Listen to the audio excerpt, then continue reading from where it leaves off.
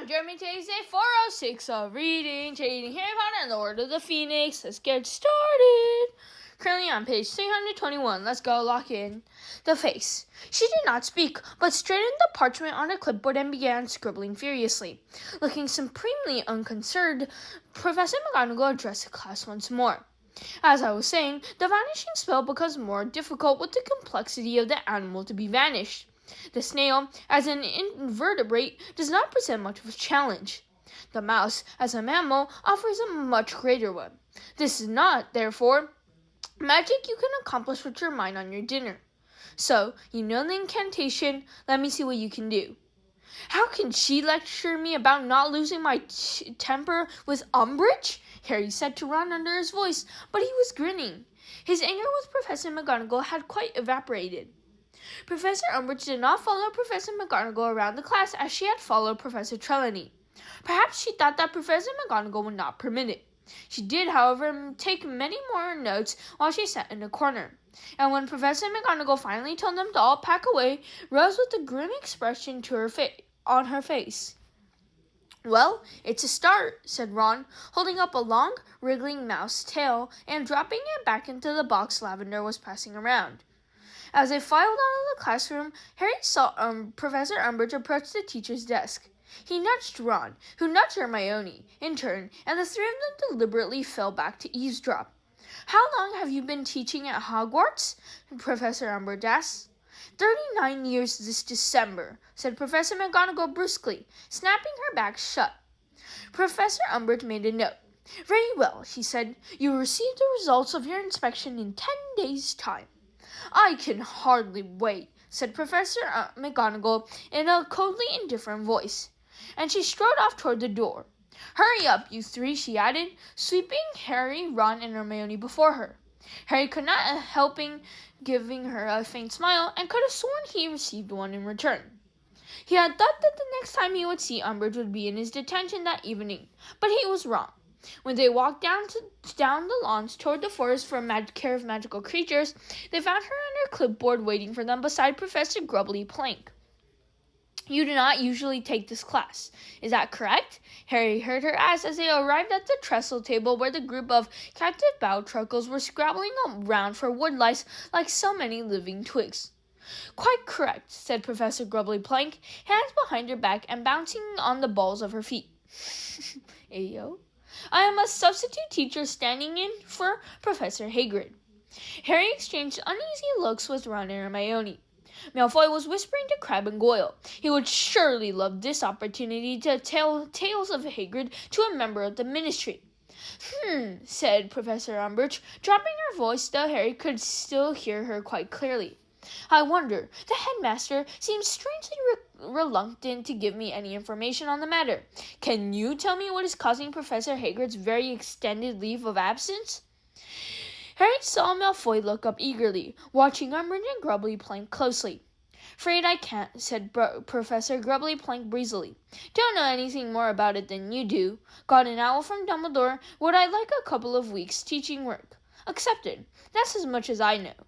Well, shall I get started then?" "Yes, please do," said Professor Umbridge, scribbling upon her clipboard. Umbridge took a different tack in this class and wandered among the students, questioning them on magical creatures.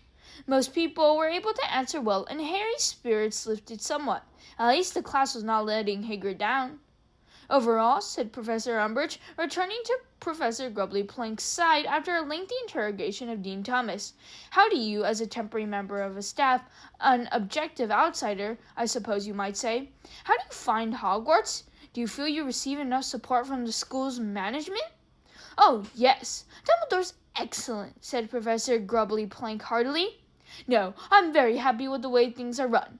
Very happy indeed." Looking politely incredulous, Umbridge made a tiny note on her clipboard and went on. "And what are you planning to cover with this class this year? Assuming, of course, that Hagrid does not return."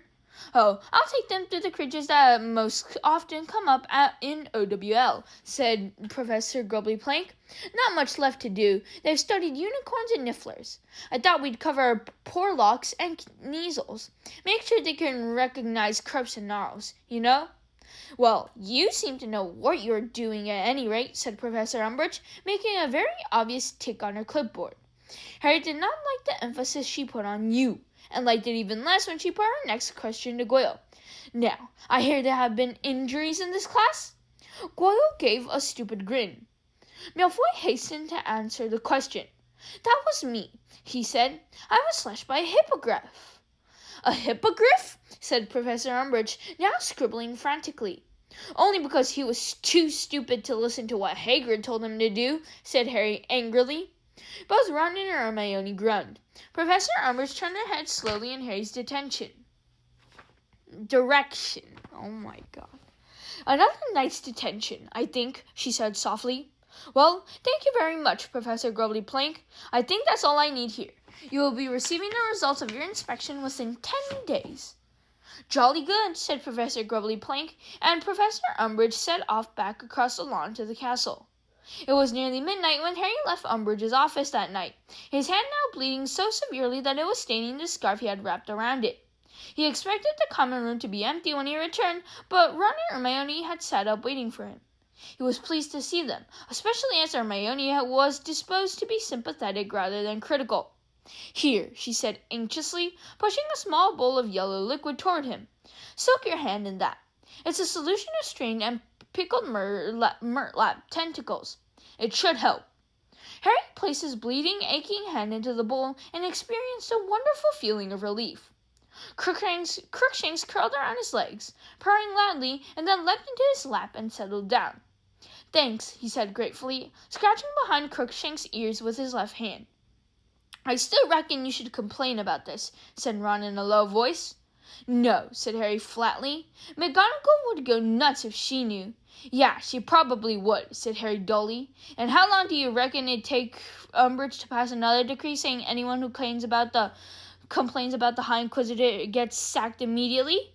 Ron opened his mouth to retort, but nothing came out, and after a moment he closed it again in a defeated sort of way.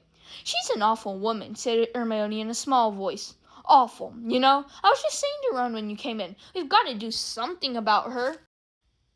"I suggested poison," said Ron grimly. "No, I mean something about what a dreadful teacher she is, and how we're not going to learn any defense from her at all," said Hermione. "Well, what can we do about that?" said Ron, yawning. "It's too late, isn't it? She's got the job, she's here to stay. Fudge will make sure of that." "Well," said Hermione tentatively, "you know, I was thinking today." She shot a slightly nervous look at Harry and then plunged on.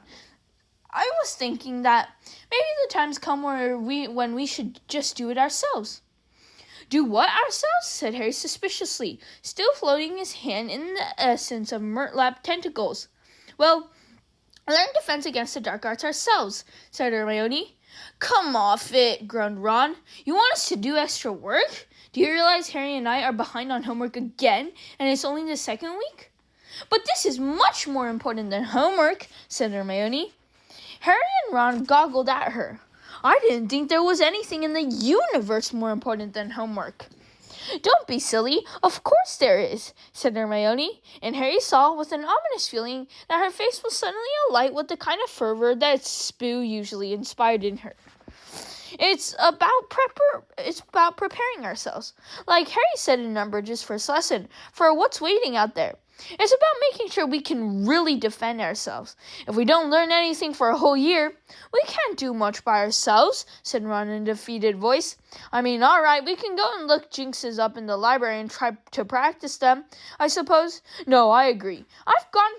We've gotten past the stage where we can just learn things out of books," said Hermione. "We need a teacher. Thank you, everyone. That's all for today. Bye. See you tomorrow. Tomorrow we're going to read page 326. Bookmark, close. Peace out.